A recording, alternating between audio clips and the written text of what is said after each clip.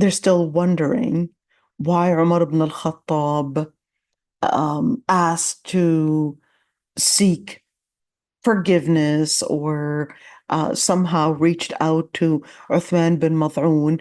Does that still wondering why Umar ibn al-Khattab does that mean that Umar ibn al-Khattab somehow regret applying the rule, or what does it really mean?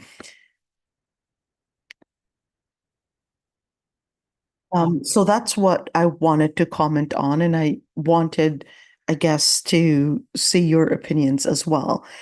I don't think Umar ibn al-Khattab regret applying the law in applying the text. Absolutely not. I think he would still have done it, but it's an issue that you want to remember. One, he's his brother-in-law. Two, but that wasn't the reason why. So number one is not because he's his brother-in-law, but the main one was he was from the people of Badr. So I don't think whatsoever that Umar ibn al-Khattab regret applying the Quran and applying what Allah subhanahu wa ta'ala orders based on the text. But of course, when we speak about an exceptional case like al-Badriyin, that was rather something that he cannot have an evidence to make his case exceptional because he was worried that that was going to be later perhaps perceived as a reason by others. So other people can say, well, I memorized the Quran and therefore you should treat me that, hey, I've got a text that says, hey, if these people would basically believe and they would do what is righteous and they would do what is righteous and still believe in etc., then therefore there's no sin on them and they won't be held accountable. Then what we're going to be seeing is really this is uh, going to be an ongoing thing, and then no one's going to be held accountable because they're going to come forward with the similar argument. So I think Umar ibn al-Khattab recognized that when it comes to even make an exception for Badriyin or make an exception for anybody, that that's not what we have the right to do because we don't have the text to support this. All we could do is submit to the text and submit to Allah subhanahu wa ta'ala. To submit to the text, submit to Allah subhanahu wa ta'ala, and not submit to our own inspirations and think that we could somehow use our inspiration to let one go or someone go and say, well, I was really getting this feeling or this inspiration, because our inspirations could be shaitani inspirations. We don't know. We just have to apply what the Quran says. We just have to apply what Allah subhanahu wa ta'ala says. We can't use our inspirations or our gut feelings as evidence to change, alter, or reinterpret the text. That's the key thing. So why did Umar ibn al-Khattab later ask for musamaha?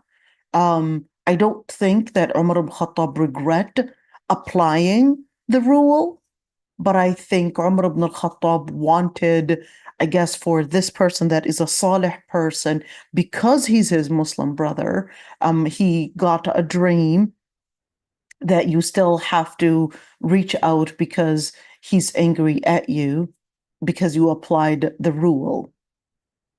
But you as a person of Jannah and him as a person of Jannah, وَنَزَعْنَا مَا فِي قُلُوبِهِم مِّنْ غِلٍّ. We need to make sure that both of you come with no animosity towards one another.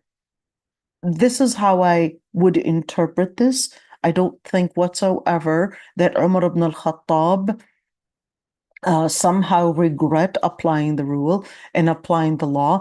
because we cannot give an exception for somebody from Badr or somebody from that memorized the Quran, or a sheikh or a sheikha, and say, well, these people, they basically had shown that they were Muslim, that they had been practicing Islam for a pretty long time, and they were showing a commitment, a sense of commitment. Because if we're going to be doing that, well, then we're definitely going out of the context for the ayah and what it was revealed to telling us. And the context of the revelation is to tell us that this was to basically bring about right there, bring about an exception and bring about an explanation in regards to the question, what's going to happen to those that were those that had died and when they were drinking and died when they had not known that it was going to be coming to a final revelation, that it was going to be a major sin and that it was going to be completely haram. So that was their concern, and that's what Abdullah ibn Abbas wanted to explain. And you want to keep in mind, not all Sahaba are at the same level of fiqh. Okay, so let's get back to our ayat, inshallah. Absolutely. So in fact, that is the Sahaba, and somebody that is from Badr probably would bear more responsibility to show commitment to the ayat and not necessarily give themselves the justification that I basically can do this. So if we're going to say, sure, because you're from Badr, then I'm going to let go and I'm going to give you an exception right there for drinking, for alcohol, for all of that. But somebody might actually go further and say female ta'imu and say whatever action the person might do. And then of course we could probably have a Quran teacher molest a child and say, well, there's no sin on me because hey, that's what this ayah is saying. Hey, I was a Quran teacher, I memorized the Quran, and I have been I had been committed all this time, so you cannot hold me accountable for molesting a child or for, all those different things that we would see going on, whether in masajid or whether going on in public life. So we have to be very careful in how we understand the Quran and Sunnah. So I don't think at all that Umar ibn al-Khattab regret punishing for that reason. Umar ibn al-Khattab gave himself a couple days to really make the final decision, but of course wanted to seek al-musamaha. It's exactly like a parent who might scold a child, but of course, certainly the mother, it's not that they're trying to inflict pain for the sake of inflicting pain, but it's for the sake of somehow letting them recognize the consequence. But she would still come back and give her child a hug and give her child, I guess, a kiss on the cheek. You promise not to do this again. And then would just embrace their child. So this is how I feel Umar ibn al-Khattab was what was doing, probably then feeling that why did I do this? It wasn't right. Go ahead, my dear. Assalamu alaikum. When Qudama said, Wallahi law sharibtu, if I drank, that means that he didn't drink the alcohol. Before he said that to Umar al-Khattab, ما كان لك أن تجلدني يا عمر. So I'm trying to see which quote you're talking about. So you're saying that he's Qudama. Oh, right. When they asked, right. So which narration? Because we had 3 narrations. Yeah. When they ask, one of them, it's So you got 3 narrations. You got the narration for al-Humaydi, and you have the narration that was mentioned by Daraqutni. Yeah, when they asked his wife if he drank, she said yes. Then he said, Wallahi law sharibtu.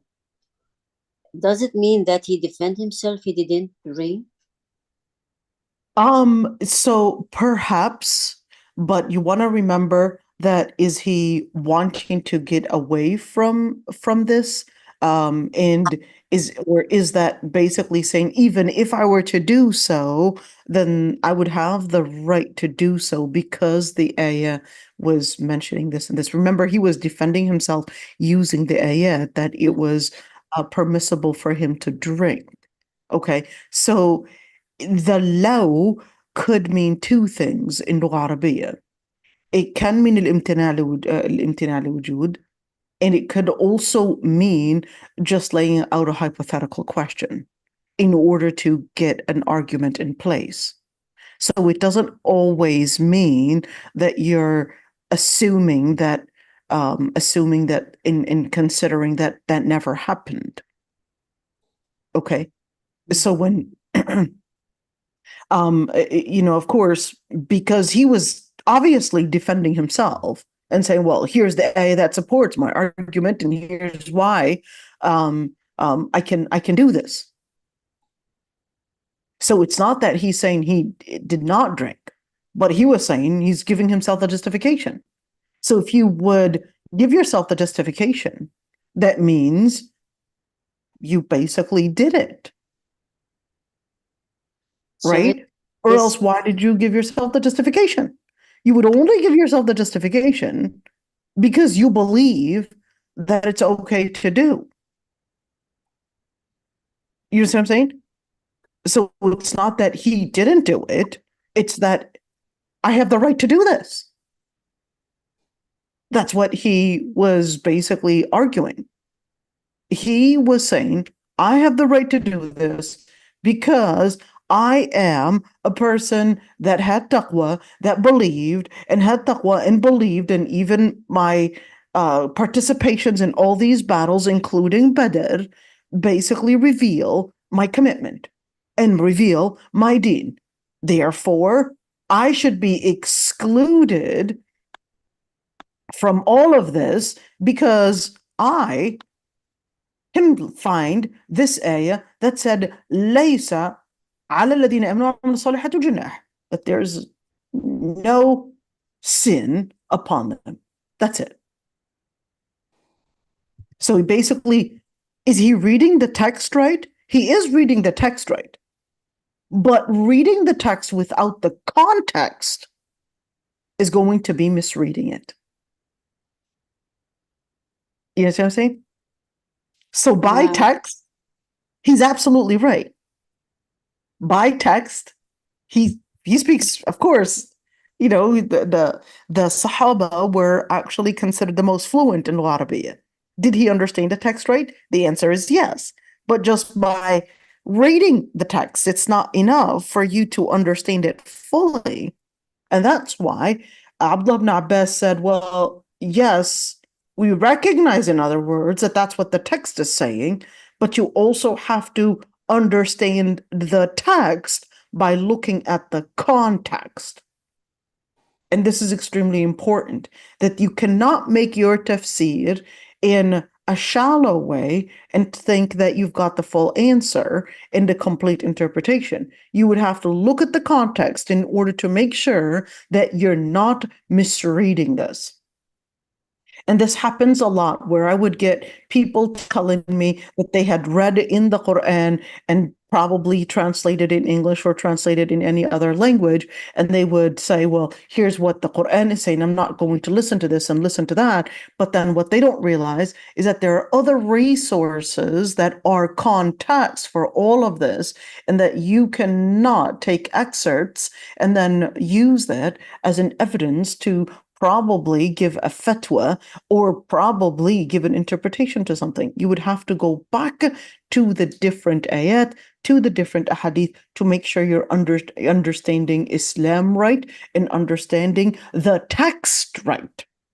Because if you're taking things out of context, you're definitely going to get a misinterpretation. And that's what Abdullah ibn Abbas and the other Sahaba, including Umar ibn al-Khattab, he was also telling him, well, no, you're misunderstanding this. You are held accountable.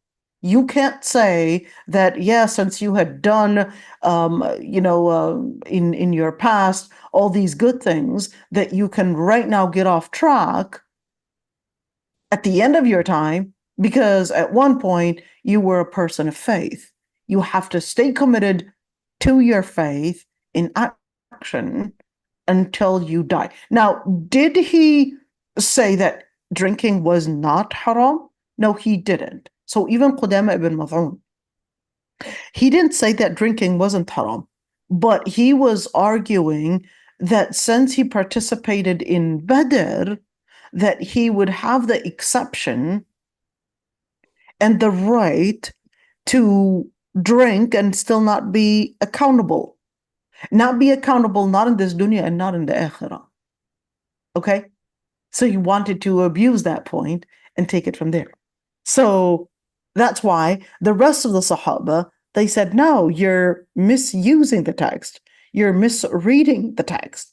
And we can, on Judgment Day, and what happens and how Allah subhanahu wa ta'ala is going to deal with you is not within our account, but our responsibility is to basically look into the situation and apply the rule of law. And the rule of law is basically Sharia and the text. So that's why they were, I guess, letting him see that at the end, that you see the text right there. All right, let's continue, inshallah. Ya ayyuhalladhina amanu la yabluwannakum. But one thing I wanted to say, I think in a couple times I read this as ittaqu, but it's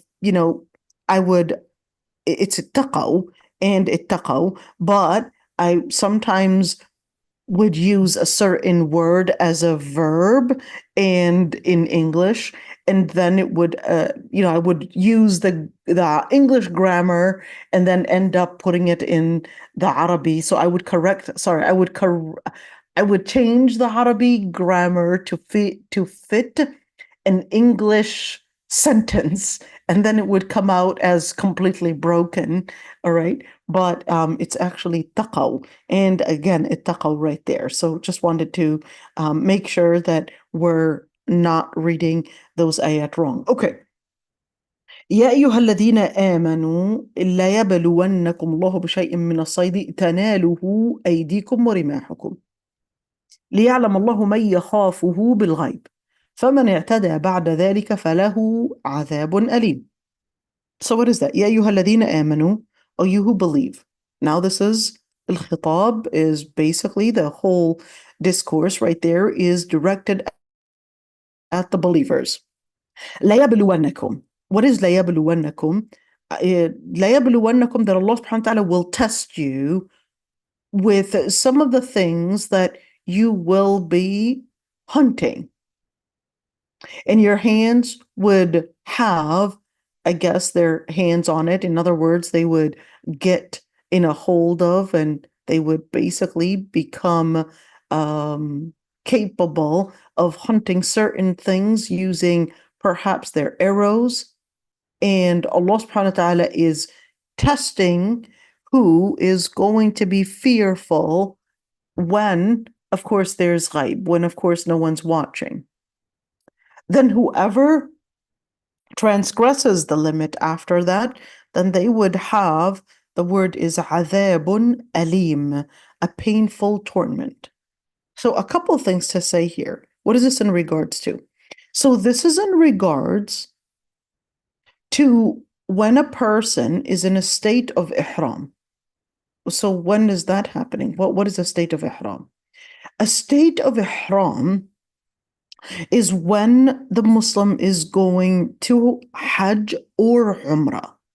There's a certain starting point called al-miqat. There are a couple mawaqit, and then that would be the starting point depending on where you're coming from, Abar Ali, Yalamlam, etc.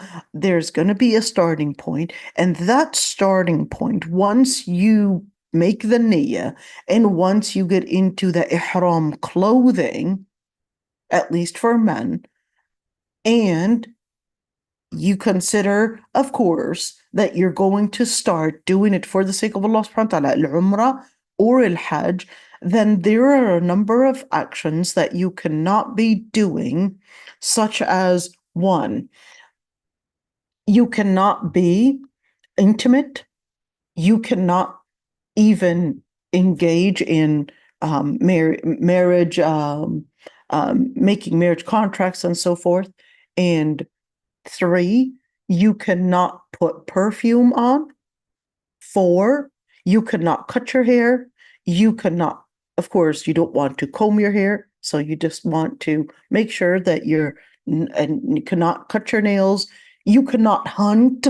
And that's what we're talking about. You cannot hunt either. Can you take a shower? You can take a shower, but you want to make sure you're not using the fragrance material because it's not permissible to use fragrance material. So why are we doing all of this?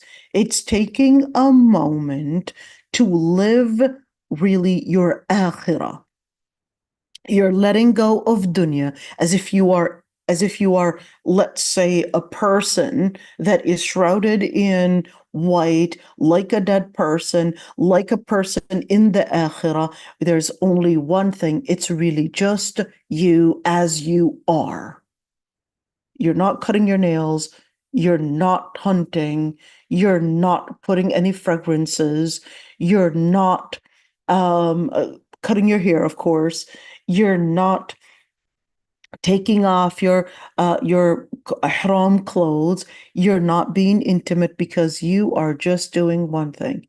Commitment to Allah subhanahu wa ta'ala. You're just engaging in dhikr. You should not be engaging in any form of argument whatsoever. No arguments. It's a moment you're trying to live in embracing Allah subhanahu wa ta'ala and recognizing that this is a training for you, to take you in these stations, to take you into those I guess those feelings that you're really coming and walking through the stations in al-akhirah. So part of that is basically hunting, that was also not permissible to do. So why was that even an issue? So you want to keep in mind there are 8 different matters, but we're going to be keeping in mind that al-Arab al-Ariba, who are those? So al-Arab al-Ariba, they're the early Arab that used to live there in the Arabian Peninsula. Because the place has a very rough terrain, their only source of survival is basically to hunt whatever they would see, because the vegetation is scarce. So they depended, for their survival, they depended on hunting. But al-Arab al-Musta'riba, they used a different resource, and they were using a different, I guess, method. Who are Arab al-Musta'riba? Al-Arab al-Ariba first are the different Arab that lived in the early times. We're talking about the people of Ad, the people of Thamud. Those were the earliest Arab that lived in the Arabian Peninsula. Those early Arabi tribes, of course, 1, the terrain was rough. 2, of course, they did not embrace Allah subhanahu wa ta'ala. And whether it's like Thamud and Ad, where Allah subhanahu wa ta'ala cursed them and they became history, or whether it's the tough terrain, basically just not giving them the tools for survival. So that basically led to these people getting extinct. But later, you had other people called the Arab al-Musta'riba coming from different nations. They were probably not Arabi originally, maybe from Iraq, maybe from the Levant, maybe from Egypt, maybe just surrounding areas, or probably even Yemen as well. They would come in and start I guess, building nations, in building different means of survival. And many of these people would use perhaps things like trade or maybe other resources. Well, for people in Mecca, water was basically Zamzam was becoming a source. Then that gave them a chance for survival, for basically to build a civilization. It was water, a source of water that would give them life, give that vegetation, etc. And from that, you had other Arab musta'riba later. So is the Prophet ﷺ Arab ariba or Arab musta'riba?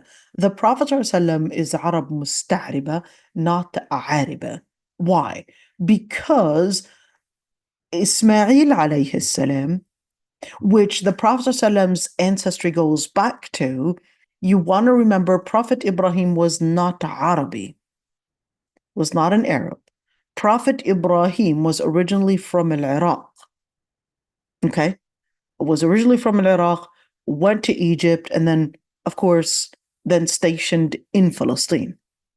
Ismail alayhi salam, Allah subhanahu wa ta'ala orders Prophet Ibrahim to take his son Ismail and keep him according to the Quran and according to the Ahadith at least, and according also to the Old Testament, take him to the land of Mecca or Mecca, and along with his mother for an appointed time, for a wise reason, for, of course, a prophecy to unfold that he was supposed to be staying in Mecca. And that's what happened. All right. So then that actually means Prophet Ismail alayhi salam, because his father was not Arabi, and neither was his mother, of course. Well, then in that situation, Prophet Ismail alayhi salam would basically not be Arabi originally. And it was, of course, later that the tribe of Jurhum, which is a tribe that came from Yemen, and Yemen has a completely different terrain than Saudi Arabia. Yemen in certain areas would basically be fully green compared to the terrain in the Arabian Peninsula, which was completely desert. So when you say the terrain, that's a key thing in how people are going to live their life and how people are going to seek, one, their sources of survival, two, their lifestyle. It's going to affect even the dynamic within their social relations. And you would definitely see, for example, the nomads and how they would lack the social skills compared to people that are living in the city, how they're easy, outgoing, inclusive, and they're definitely, coming from a completely different psychology, a completely different a skill, and that you could see a completely different personality because of really the terrain. Having that being said, okay, Allah subhanahu wa ta'ala was, letting us know that there is going to be, the word is la yabluwannakum. Why am I saying and going into the details of al-Arab al-Ariba and not just go to the word la yabluwannakum? Because I want you to recognize a couple things. Whenever we would speak about al-ibtila, so what is the word? The word is la yabluwannakum. I'm going to write it down. Okay, la yabluwannakum, and the root is ba li ya. Now that means we've got a couple things here. Number one, we've got the lam, and we've got, oh, where'd it go? Okay, well, it doesn't want me to do that. Okay, here we go. So you've got the lam right there.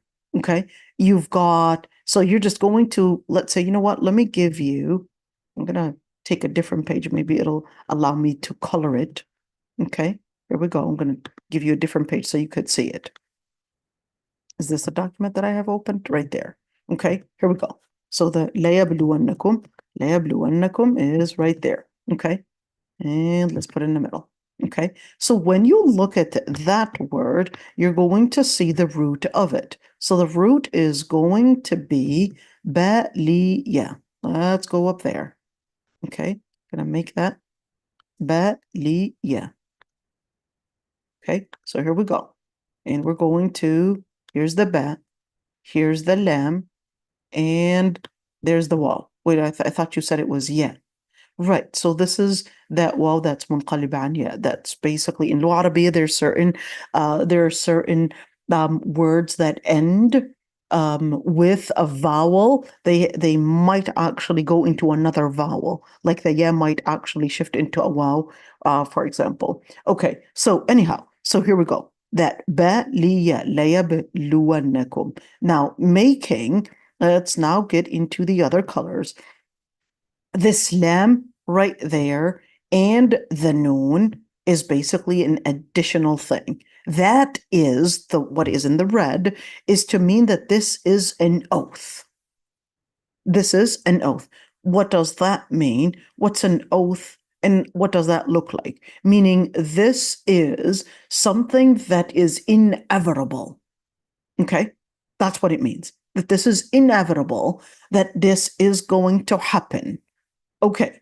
So what about the stuff in the yellow? What does it mean? So what's going to happen? Now that takes us that ba'liya would basically mean whenever you look at the word ba'liya, it would simply mean that something is one, weakened, or something is basically tested.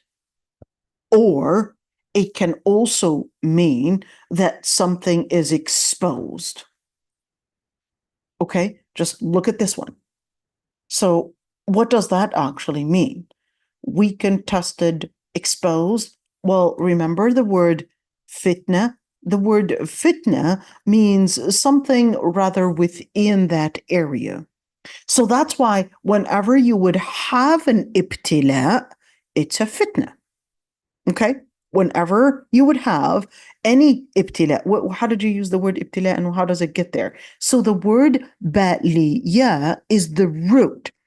Ibtila, which basically is conjugated from this word, well, conjugated from this one, but then remember in Lugha Arabiya we said any additional letters onto the root is going to give me an additional meaning. Remember that. الزيادة في المعاني الزيادة في المباني زيادة في المعاني. Any additional word, any additional letter onto the actual root is giving me an increased meaning. Okay, here we go. Now let's go for the other part, the letter ya. The letter ya, which is in green right there, that's basically to say this is present and future. Present and future. Let's go ahead with the kaf and meme right there. The kaf and meme is basically to say that this is including everyone. Everyone is going to be tested in that way. Now we could see a couple things here. We're seeing, number one, that the original root, which is the yellow one, it's basically telling me that there is a weakening that we might get into because we're being tested. And what this is about, it's really exposing the reality of ourselves, but we have to work on making sure that we are pure on the inside. By making sure that we're pure on the inside, we're exposing the reality of ourselves, that we are good. So in order to really get into that level of really being a good person, you need to get tested. So it's not to expose you, it's not for the sake of exposing you, but it's also for the sake of removing the contaminations. So sometimes it is necessary to put the different people at different stations of hardship and challenges in order to get them, I guess, transferred into the second station. In other words, that's to get them stronger. So when you say you're being mubtala, sometimes it is either to break you or to make you. Okay? To break you or to make you. So when you look at an ibtila right there, yes, in itself, it can weaken you, but it could also make you. So when Allah subhanahu wa ta'ala was telling us of that ibtila, I want you to look at this ayah right there. When you're looking at that, لا يختبرنكم. It's to test you. And this test was because as Arab, they lived this nomadic life where their survival was dependent on hunting. But right now they're not supposed to be hunting. They would feel that their life is in danger. And that's what al-ibtila might look like. Al-ibtila can sometimes look like that you are in danger or that you're losing out on privileges. This is what it looks like. You're losing out on privileges. Let's say maybe a sister. She would feel that she's losing out on privileges if she doesn't dress up in public, if she doesn't expose herself, and that if she doesn't get the privilege of maybe someone showing attraction, etc., that she's probably going to not make it. That's an ibtila right there. You would feel that there is something on the inside telling you that this can mean your success. This can mean your survival. This can mean your existence. This can mean a lot of different things that will affect your life. That's an ibtila.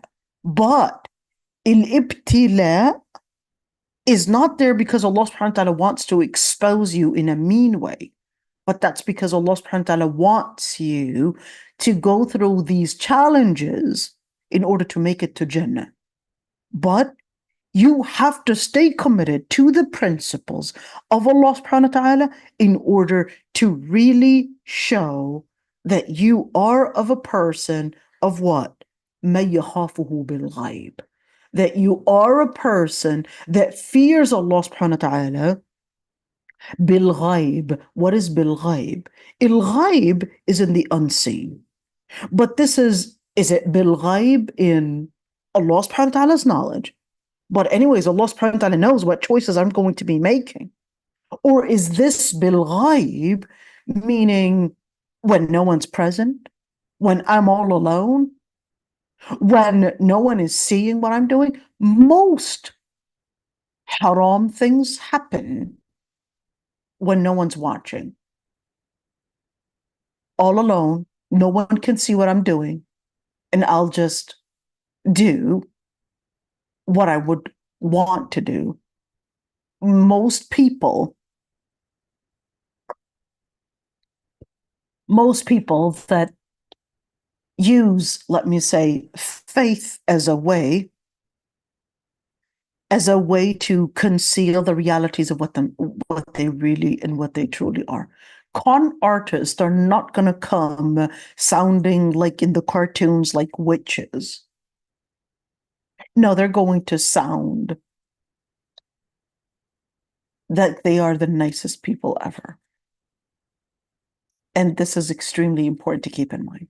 That Fir'aun was speaking in a language that he was a person that really wanted to bring success, bring a civilization to Egypt, and that Musa alayhi salam was wanting to bring about corruption, instability within the society, injustice, and the list goes on, and corruption, and economical corruption, and social corruption, and therefore Fir'aun wanted to present himself like he was the person that was coming in to save the society. And you want to keep in mind, like I said, just because somebody is speaking in kind words and, speaking in ways that might be very deceiving to you, you want to be careful with that. Now, having that being said, لِيَعْلَمَ اللَّهُ مَن يَخَافُهُ بِالْغَيْبِ, this is the challenge right there. Whenever you would see an ibtila, the ibtila is basically going to be exposing your true faith when you are in private. You, yourself, when you're in private, really live that ibtila itself. فَمَنِ اعْتَدَى بَعْدَ ذَلِكَ فَلَهُ عَذَابٌ أَلِيمٌ. What is فَمَنِ اعْتَدَى? الْإِعْتِدَاء. What is الْإِعْتِدَاء? الْإِعْتِدَاء is to transgress the limit. الْإِعْتِدَاء is to transgress the limit, whether you're transgressing the limit on human beings or whether you're transgressing the limits on people. On Allah subhanahu wa ta'ala. So, in other words, when you look at al-ibtila itself is involving, one, the principles of Allah subhanahu wa ta'ala, certain feelings and certain impulsive feelings that you might be getting, feeling that there's a gut feeling, like many would say, and say, well, I've got a gut feeling that I need to do such and such. And then without them realizing, they would actually lose their commitment whenever, whether it's nobody watching or whenever they would feel vulnerable to that sin. I want you to go back to that word right there. When they would feel vulnerable to that sin. Why? Because it would be this diabolical, shaitani narrative that would come in order to give you the interpretation that, well, it's your only means of survival. So here Allah subhanahu wa ta'ala is basically testing in order to say, are they going to be committed to what Allah subhanahu wa ta'ala had determined was obligatory in order to basically live al-ihram? Are they going to be committed to the rules of ihram, which is, of course, during Hajj or Umrah, or are they going to let go and basically not live what Allah subhanahu wa ta'ala had asked them to embrace during that state of ihram? Okay, now let's move on right there. So that's it was, of course, oh, wait a minute. Okay. When was this ayah revealed? Well, this ayah was revealed during the Battle of al-Hudaybiyah. During the Battle of al-Hudaybiyah. So what year was that? Well, that was between 5th and 6th year Hijrah. That's when they were basically supposed to be going to Umrah. Just give me a second.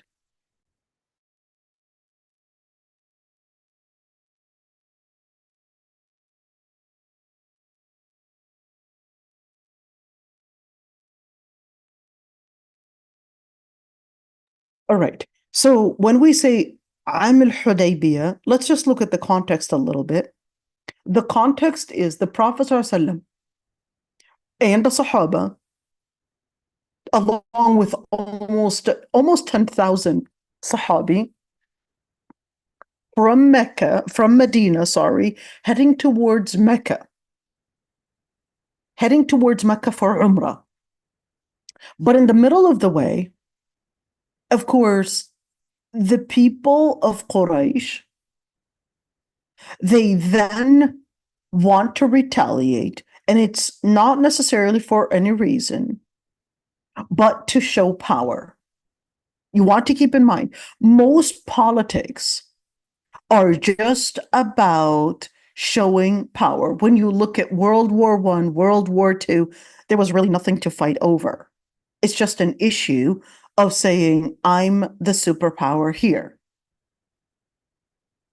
And of course, who basically didn't get involved in World War I or World War II, they didn't get involved. In America, for example, at the end came in, I'm the superpower, and of course comes in and then makes a certain, of course, I guess, comes in to get the cake after everyone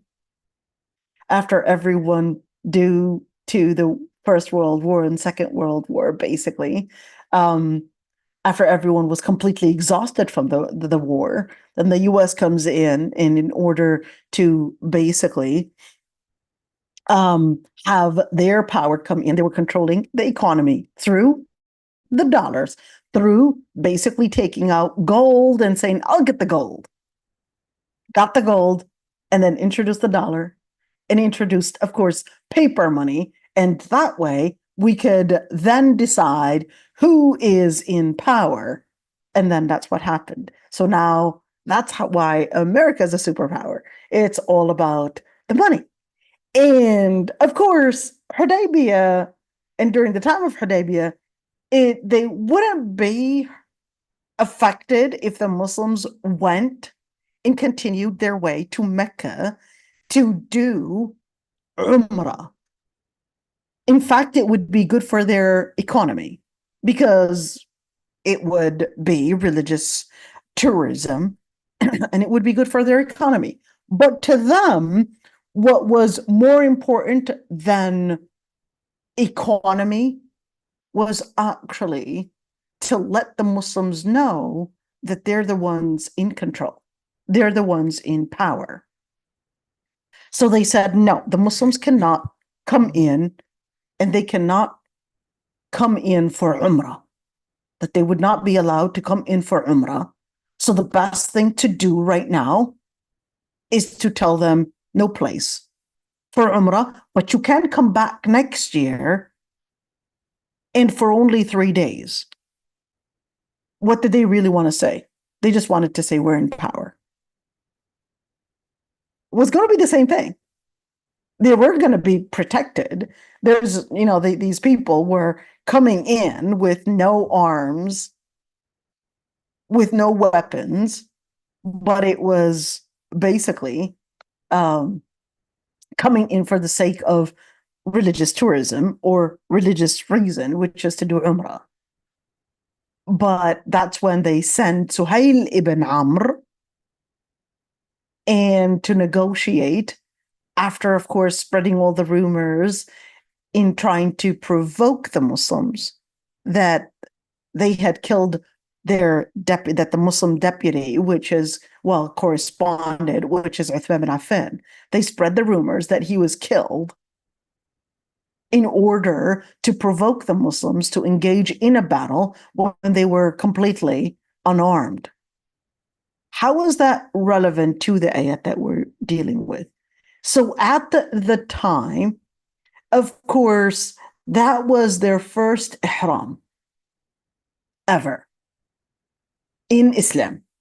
That was the first time that they were engaging, in al-ihram, they were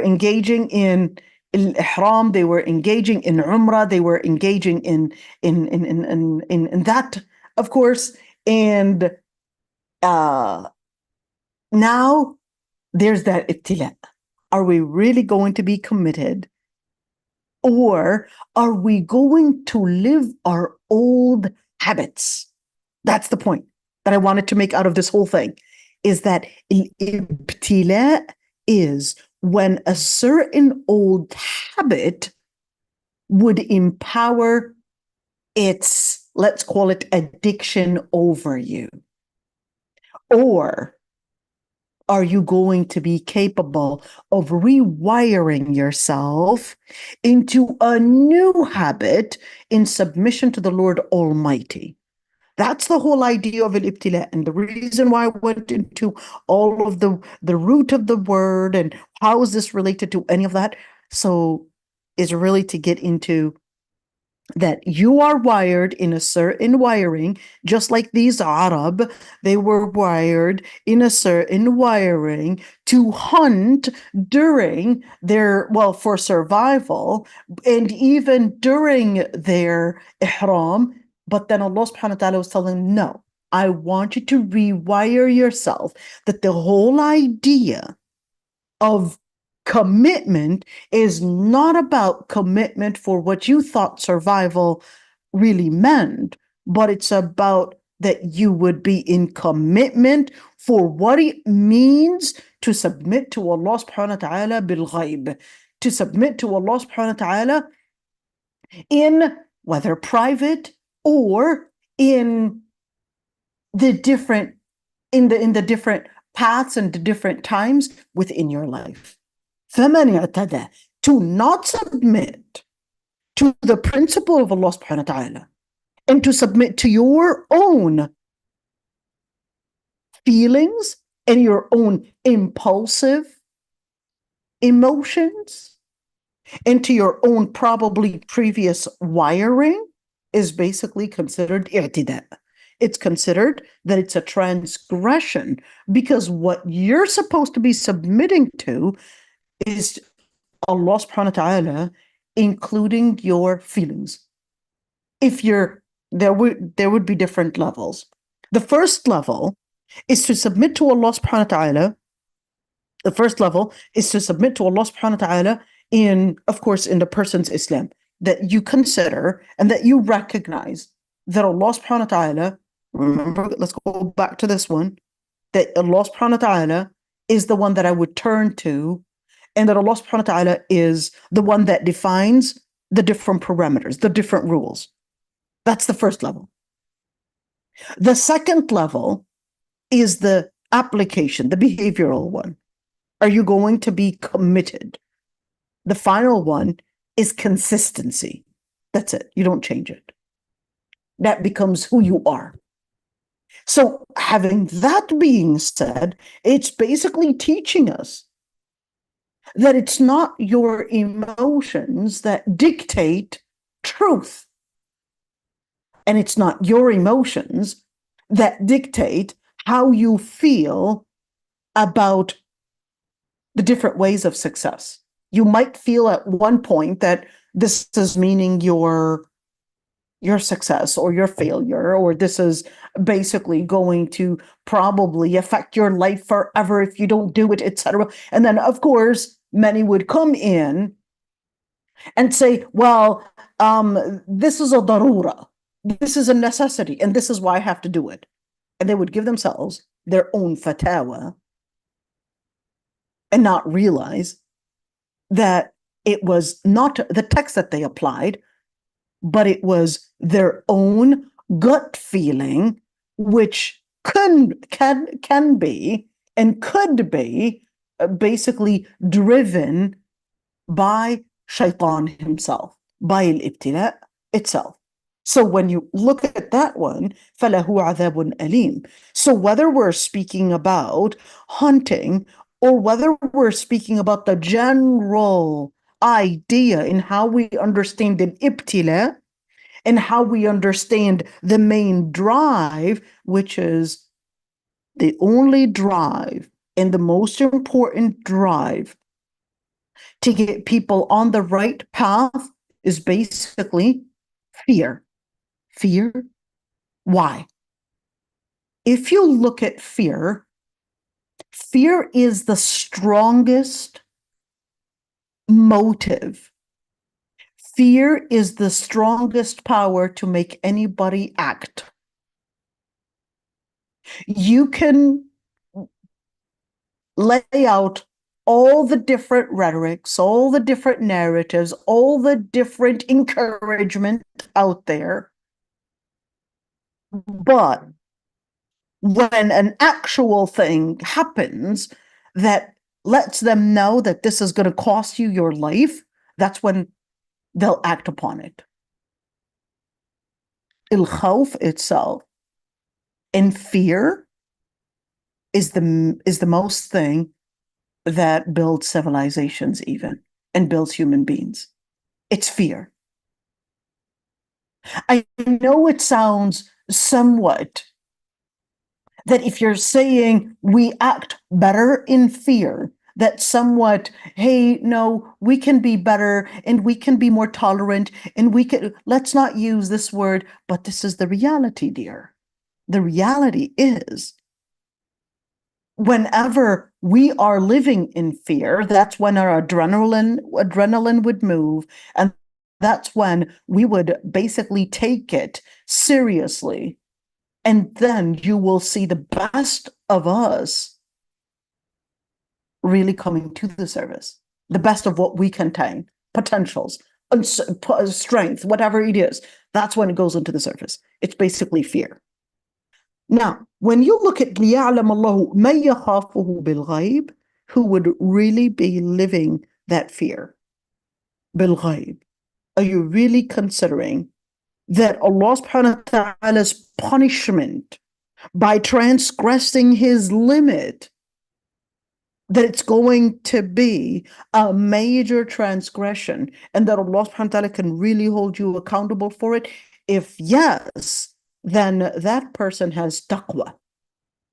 Then that person has taqwa. So now let's go back to that ayah.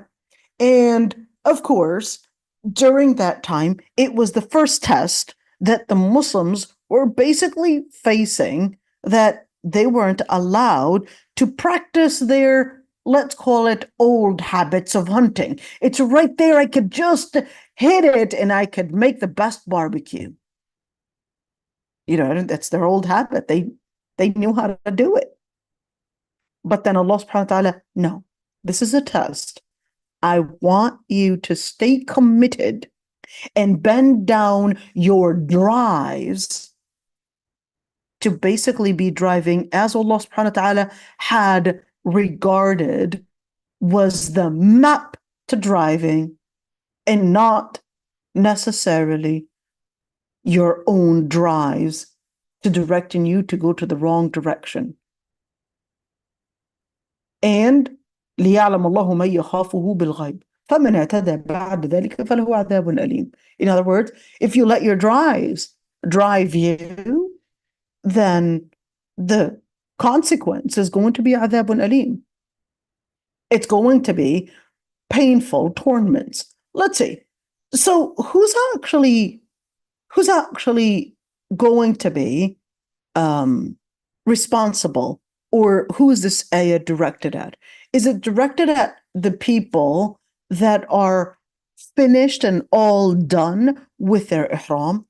Or is it speaking to the people that are in the state of ihram and that they will be finding all these different things and they will be intimidated to hunt and go against Allah subhanahu wa ta'ala's principles and Allah subhanahu wa ta'ala's will? But then this intimidation, are they going to put it in power? What are they going to be? What are they really going to be doing? Let's see. Of course, there are differences of opinions on whether this ayah was directed at those that are completely finished, or whether it's basically directed. In other words, if you're saying that it was for those that were basically completely finished, or basically us, because we're not in a state of ihram, but this is to inform us before we even get into the state of ihram that this is a principle that you need to abide by. That's the first opinion. The second opinion said, no, this is actually directed at those that are in the state of ihram, and just telling them that, hey, if you engage in such a thing, then this is how you'll be held accountable, and this is what you will be finding, and probably you're going to be coming in with such things becoming very intimidating. But here, القرطبي said, وَصَحِيحُ أَنَّ الْخِطَابَ فِي الْآيَةِ لِجَمِيعِ النَّاسِ.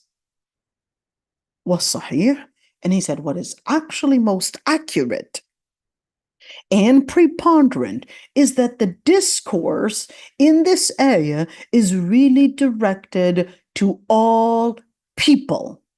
And it's not necessarily for the person in a state of ihram, or the person that is not in a state of ihram, or the person in a state of ihram.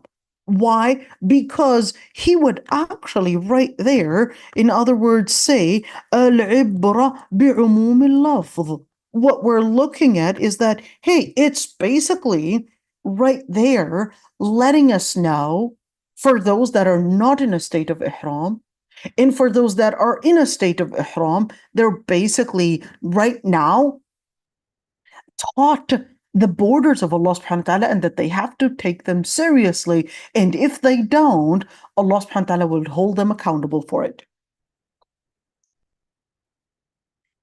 All right, so just keep that one in mind. And that's the same thing when we're speaking about the other ayat, when Allah subhanahu wa ta'ala, maybe an ayah is related to divorce. And the sister might say, well, this is not related to me because I'm not even married. But you would still need to learn the different rulings, even if they may not relate to you right now.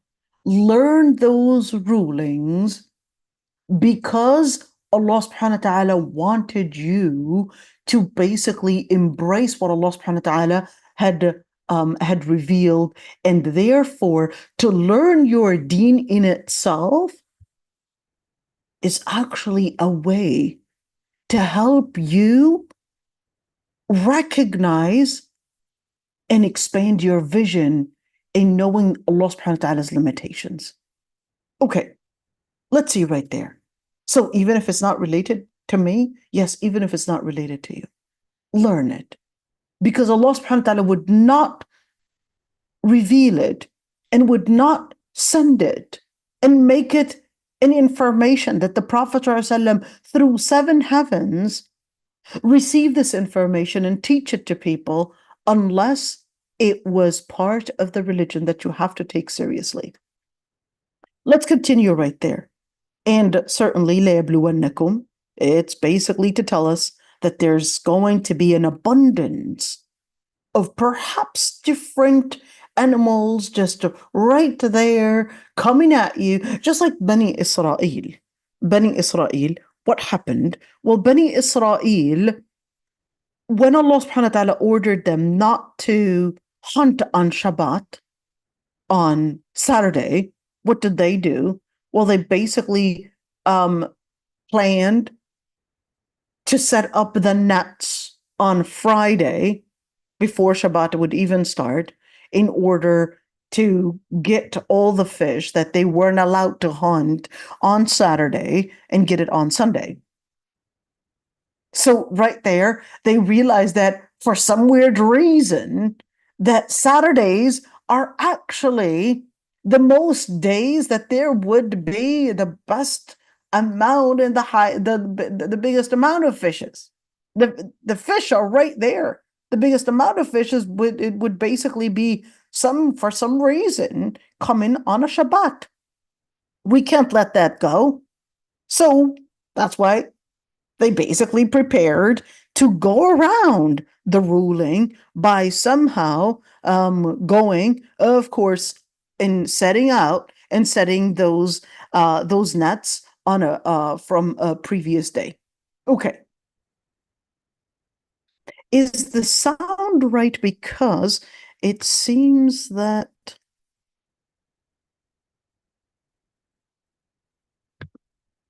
it's giving me, no, it's right. Okay. Let's continue right there, inshallah. بشيء من الصيد. So right there, of course, what is بشيء?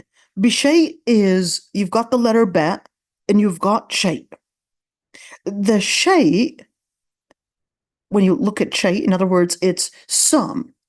They're going to be getting some amount of reasons, or some amount, of course, of hunting animals that are going to be basically around them.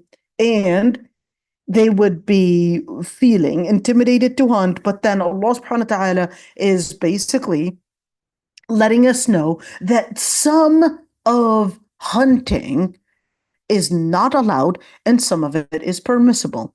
The hunting that's not allowed is saydul bar. What is saydul bar? Saydul bar basically means the hunting that is we're speaking about animals that can be consumed. So we're not talking about wild animals that that may be a tiger or a lion that's probably coming at you. This is permissible for you to basically protect yourself from, and maybe you needed to kill it. That would be permissible. But for animals that are herbivore animals, now those are the ones that would be hunted for the sake of consumption. And those are the animals that would be haram to consume and to hunt because you're in a state of ihram.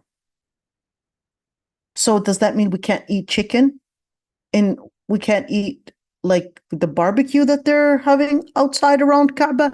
No, you don't hunt those. Those are domestic animals.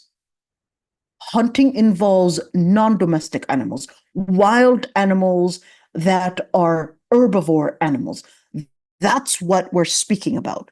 And this also excludes the sea animals. Sea animals, they're not included in this area.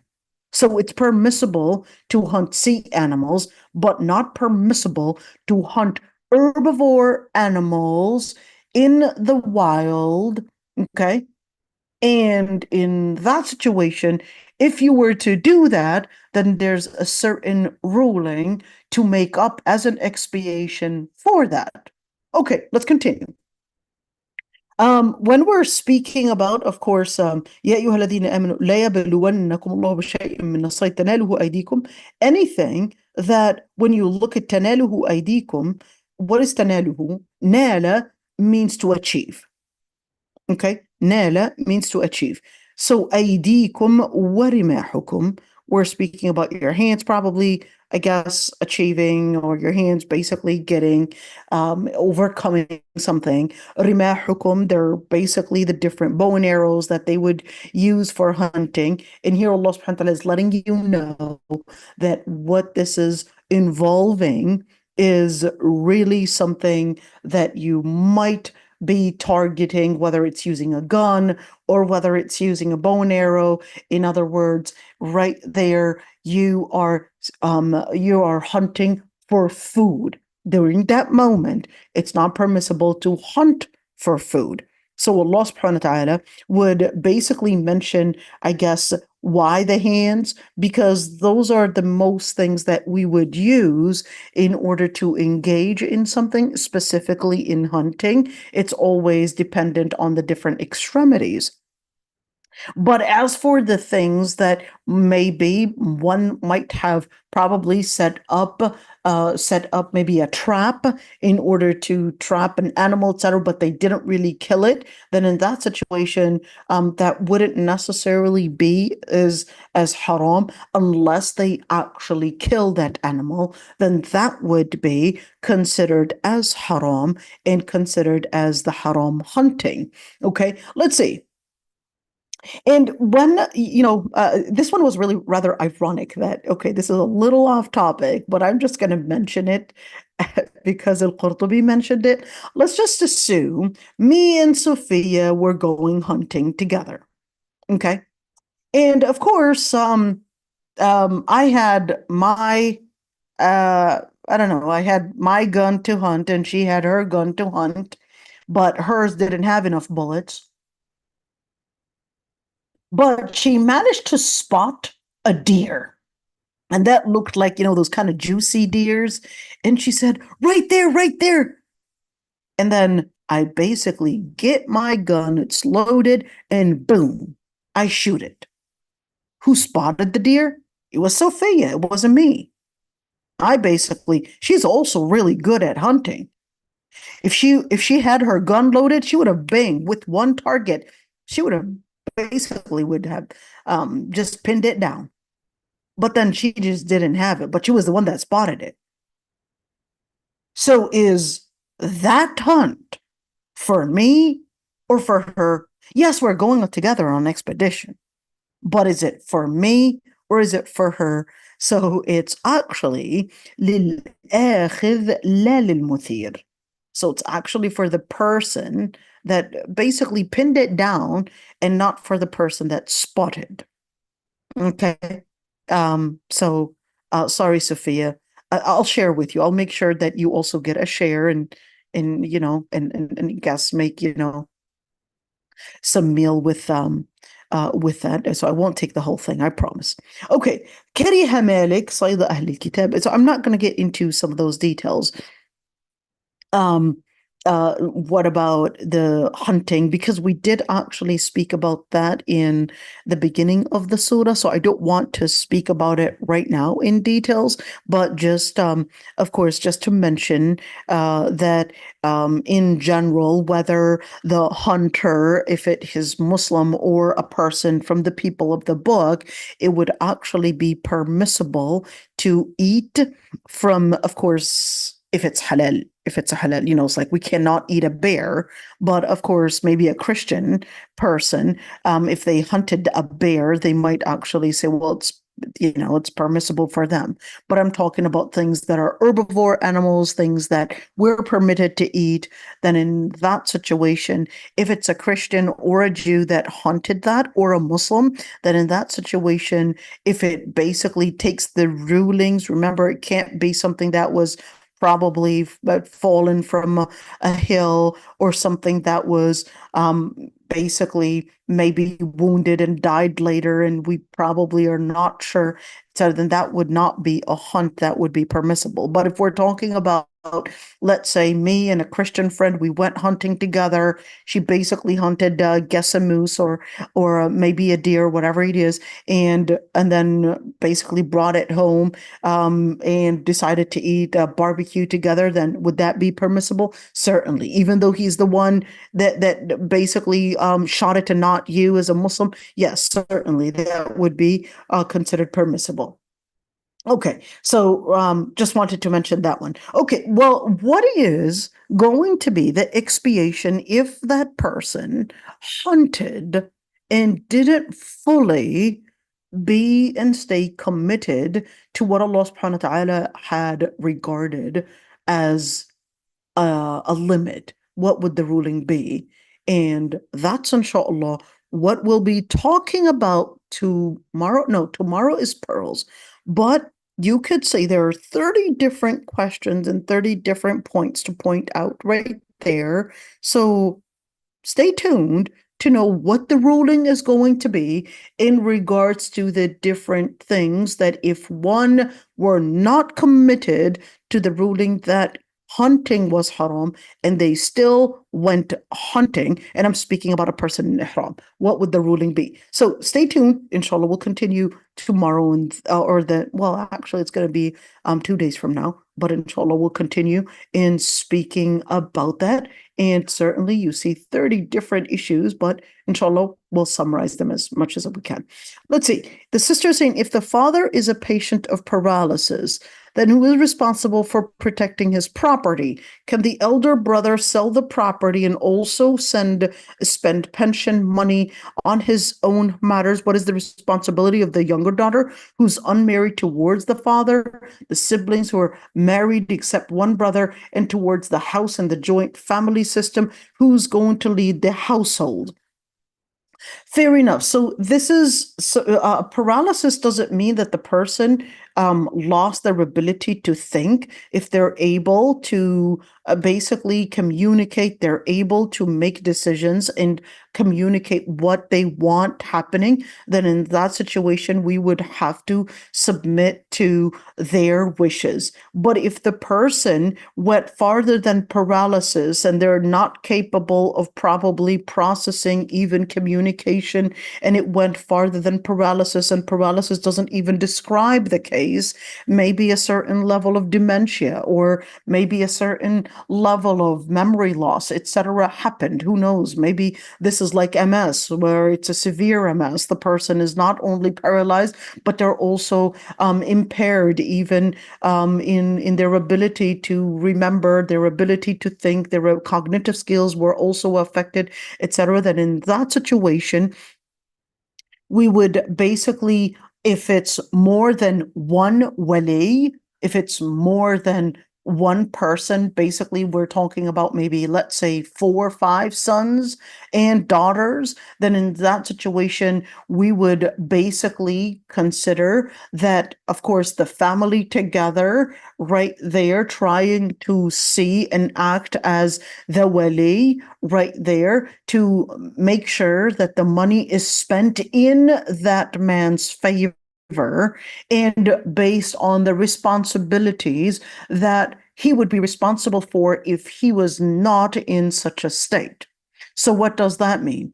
So we're looking at the money being spent in the father's favor and in the father's responsibility. If he were, let's say, in a healthy state, what would be his responsibility? So now we're letting not our interest, because there would be a conflict of interest if the eldest brother probably took over and basically used the father's pensions, the father's probably property, and started buying and selling it in order to get the money for himself, for himself. Then in that situation, that would be taking what does not, it's stealing. It's literally stealing and abusing power in order to serve their own purpose. That's literally stealing that money. And that's not what he's supposed to be doing if that's what he's doing. Okay. So what is he supposed to be doing? He's supposed to be basically, let's say, making that money to serve the father, whether he probably needed medical, let's say, care, medical bills. Maybe he needed a PCA, maybe a personal care attendant to be there, or an assistant, or maybe he needed, it depends on how much money he's got. Does he have this kind of money? So the money is supposed to be spent in his care. And then if we would have more money, then we would look into the responsibilities. If there's an unmarried daughter, for example, that she also needs maintenance, needs, for example, food, water, bills to get paid, etc., then such maintenance is to be also deducted from the property and from the money that the father already has. And let's say if there's a widow or, a widow daughter as well. Let's say there is his wife is there. If, let's say, it's not necessarily your own mother, basically, I'm talking about, well, if you're maybe, let's say he had a second wife, then in that situation, she would be also included in the maintenance, and you cannot exclude her. She would be included in the maintenance, even if right now we know that this second wife is right now probably not, of course, he's not intimate with her, etc. But at the end, she is Islamically considered his wife, and your responsibility is to oversee that this money is spent in the father's favor, and also in his interest, and certainly in the responsibilities that he basically is responsible for. So I hope I answered that one. What if there are more than one brother? So this would be raised to court. If there's no court, then we would have somebody that is probably like a chieftain, somebody that is probably a wise person, look into the case and say, well, here's who would have the deen and the taqwa to take care of all the matters and really be that guardian on behalf of that father. So certainly whenever there's a disability, then in that situation, certainly we would have a guardian. Can the guardian be a daughter? The guardian can be a daughter. There's no problem with that, But of course, certainly we need to make sure that she's capable of course, doing whatever is necessary to be in the favor. So same thing. Can the guardian be a younger, maybe a younger child? It doesn't have to be the eldest. Not because the person is the eldest doesn't necessarily mean that they have the right to right there abuse their power. It doesn't have to be the eldest either. Okay. So you're saying for a person who owns the animal, it's okay to hunt? For a person owns the animal, it's okay to hunt? Are we talking about a muhrim here? Or who are Oh, we no, talking? no. I meant like as long as the animal was owned by someone and not from the wild, right? It's okay, you mean to slaughter, Nuda. Well, we're talking about hunting with Right. ihram. But if, let's say, this animal, let's say, was domesticated, then that's not hunting anymore. Oh, I just wanted you to clarify what you meant by domesticated. Domesticated, like for example, sheep. Are those wild?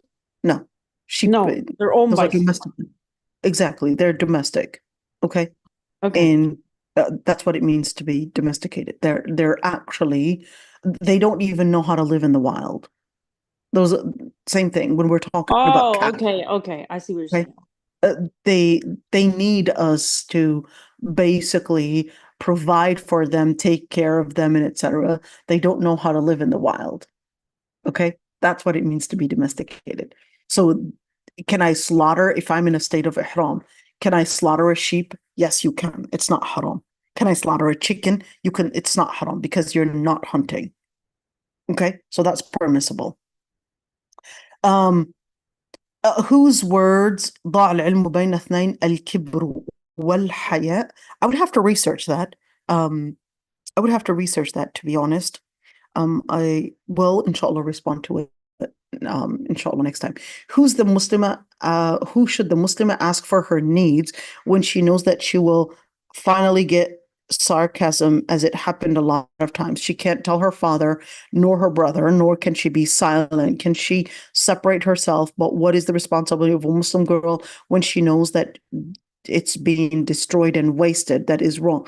So it doesn't matter if you're a female or a male. To say the truth is not determined on what your gender is. It just say the truth, and when you see wronghood and actually announce that this is not right.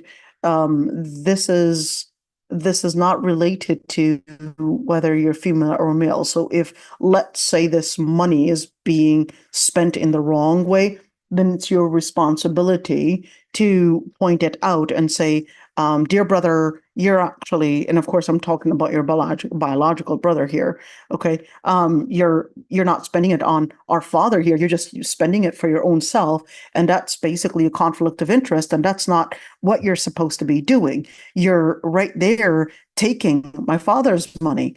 And in that situation, you're supposed to be having taqwa, and this is amr bil ma'ruf wa nahy an munkar. So if you have the power to say that, then say that. If you don't have the power to say it, maybe because you're a younger sister, then in that situation, you probably want to use maybe I would say the soft language, then rather than coming in, butting heads, because the second that you would butt heads with somebody that is probably way older than you, has the power, has the money, has, all these different ways to do things, and you're the youngest, probably no power, no money, no, all these different things, and you're butting heads, then definitely you're going to be losing those battles.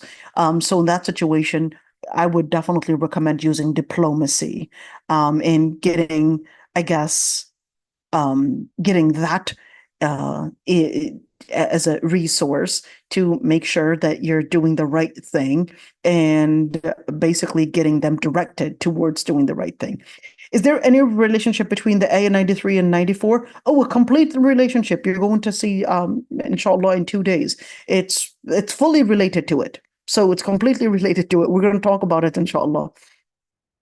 Okay. Between drinking and hunting, you mean? Drinking and hunting alcohol. It's all about. That's a good question. So okay. I confused the question. I thought you meant this aya 94 and 95, but you were actually talking about this aya right there and this aya. Okay, that's a good question. So certainly, it's basically the relationship is basically how you surrender to Allah subhanahu wa ta'ala's principles and not surrender to your principles. That's the relationship. And if you wanted to go further in the relationship between this one and this one, I would definitely say go for al-biqa'i, because remember, that's what he's focused on, to look at the relationship between the ayat. And also التحرير والتنوير for Tahir ibn Ashur and al-Alusi, Ruh al-Maani. Those are usually the books that would give you more details on how are these ayat related to one another and how can we see the coherence right there. So of course, in general, I would say to summarize what al-Biqa'i had said, al-Alusi, and also Tahir ibn Ashur, they were saying it's all about letting you know that there is a boundary, how to be committed within the parameters of Allah subhanahu wa ta'ala, and how to stay consistent with living the principles of Allah subhanahu wa ta'ala. So whether that was in the personal life, or whether, of course, later on in certain, let's say, exclusive or certain circumstances like al-ihram. So whether we're speaking about in general,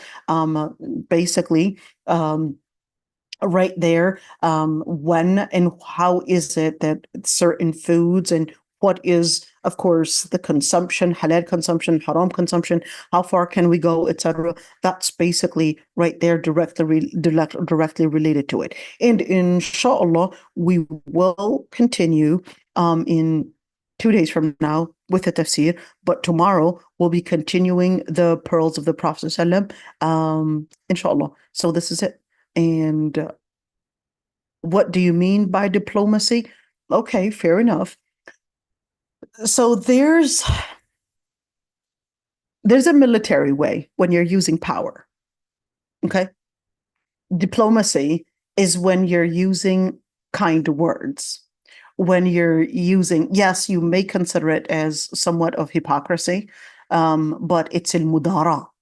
It's not hypocrisy per se. It's al-mudara. What is al-mudara? What's the difference between al-mudara and hypocrisy?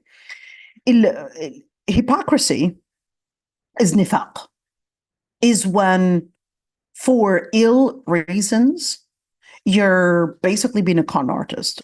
You're showing a different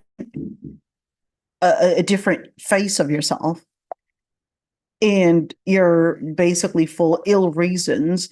You're right there, of course, for ill reasons. You're basically, of course, trying to push towards a certain consequence. But al-mudara is different. Al-mudara is you're using words that, even though on the inside you recognize that that person doesn't really deserve such kind words, because you know that they're evil, or you know that they're basically coming with an ill intention. But because you recognize that you lack power to change anything, so you come forward not by using force, because you don't have the power and the authority to use force. So you'll come in using diplomacy. In other words, using ways to let the person not feel that you're coming in an opposition, but you're coming from the same angle and trying to redirect their heart by using kind words. So you are trying to win the argument by winning the heart. That's what it means to be diplomatic. You're trying to use chosen words to make sure that you're not provoking this person to probably come and attack you, because for sure you would lose the attack. So what you would do is be very careful with what words you're using. Even though you know this person is evil, even though you know they got their ill intention, even though you know that what they're doing is wrong, but you're not using the power to change it because you don't have it, but you're using a different power. The power to reach out to their heart. The power to reach out to maybe their mind, maybe their heart, maybe instead of, going face to face, you're probably coming in as a friend to let them get to the consequence that we need. The consequence that we need is that this person do the right thing. So we don't have the power to force them. So we'll use the power of words. We'll use the power of words to affect their heart. We'll use the power to probably get to the result that we need in a way where we're not provoking them. That's it. That's what diplomacy is. And definitely, I'm not saying she has to suffer if she's capable of raising it to court. If she's capable of raising it to court because she's not getting the maintenance that she has the right to get from her father, then raise it to court. But if she would think that if she doesn't have the authority to force that brother to pay for her, if she were to butt heads, she's going to be even abused even more. She's going to get abused even more. So I'm just saying, we would have to figure out what is necessary to basically use. If she has another area that has power to force a certain thing to happen, then in that situation, use it. But if you don't have the power, then diplomacy is the only thing that is left. You know what? Khasatullah, I think you have a particular case. Why don't you contact me in private, inshallah? Because there definitely seems to be something farther than what I'm capable of reading in the chat. So let's talk about that because it's definitely missing some context. So we'll, inshallah, continue and our tafsir with the rest of the ayat. So subhanakallah wa bihamdik nastaghfiruka